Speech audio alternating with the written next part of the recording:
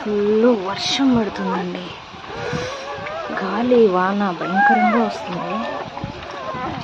ఈ నైట్ అంతా పాపం వర్షానికి తడుస్తూనే ఉన్నాయి.